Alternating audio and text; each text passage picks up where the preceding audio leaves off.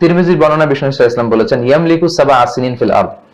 ইমাম মাহদী যখন পৃথিবীতে আসবে তিনি 7 বছর পৃথিবীতে রাজত্ব করবেন। এবং বিষ্ণু বলেছেন, ইউআতিউ ইসমুহু ইসমি ওয়া ইসমু আবিহি ইসমু আবি।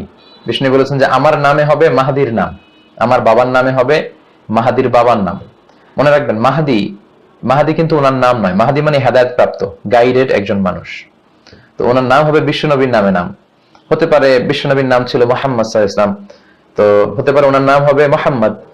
বিশ্বনবীর নাম যে শুধু মুহাম্মদ এমনটা কিন্তু নয়। বিশ্বনবীর নাম আছে আহমদ, বিশ্বনবীর নাম আছে হাশির, আকিব, আবুল কাসেম, তাহা, ইয়াসিন, মুজাম্মিল। তো কোন নাম নিয়ে যে উনি আসবে এটা আমরা জানি না। তবে বিষ্ণু বলেছেন আমার নামে হবে ইমাম মাহদীর নাম। বিষ্ণুবীর কোনো একটা নাম হয়তো ইমাম মাহদীর থাকবে।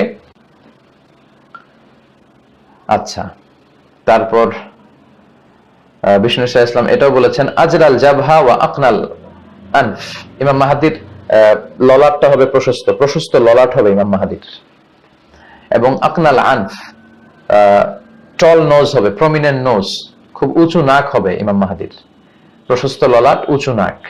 আল মাহদী মিন ইতরাতি। আবু দাউদের আরেক বর্ণনা বিষ্ণু বললেন, ইমাম মাহদী আমার বংশের হবে, হাশমি খানদানের হবে, কুরাইশি হবে। মিন ভুলদি ফাতেমা, ফাতেমা রাদিয়াল্লাহু তাআলা আনহার যে বংশের ধারাক্রম, উনার বংশে আসবে ইমাম মাহদী। ইয়াখরুজু মিন নাহিয়াতিল মাশরিক, উনি প্রাচ্য থেকে আসবেন, উনি পাশ্চাত্য থেকে আসবেন না। ইমাম মাহদী তিনি কিন্তু ইউরোপ, আমেরিকা, অস্ট্রেলিয়া থেকে আসবেন না। উনি আসবেন হচ্ছে প্রাচ্যের কোন একটা দেশ থেকে। ইয়ামলাউল আরদা কিসতান ওয়া আদলা। আবু দাউদের আরেক বর্ণনায় বলা হয়েছে যে তিনি পৃথিবীতে যখন আসবেন তখন 7 বছরের শাসনামলে উনি পৃথিবীকে ন্যায়, নীতি, সাম্য, ভ্রাতৃত্ব, ইনসাফ আর জাস্টিস দিয়ে পরিপূর্ণ করবেন। অবশ্য কোনো কোনো বর্ণনায় পাওয়া যায় উনি 8 বছর থাকবেন, কোনো বর্ণনায় পাওয়া যায় 9 বছর থাকবেন। তবে 7 বছর যে থাকবেন এই মতামতটা বেশি শক্তিশালী। তো এই হচ্ছে ইমাম মাহদীর ব্যাপারে সংক্ষিপ্ত পরিচিতি। যিনি প্রশ্ন করেছেন, ভাইয়ের প্রশ্নের উত্তর আমরা এতটুকু বলবো।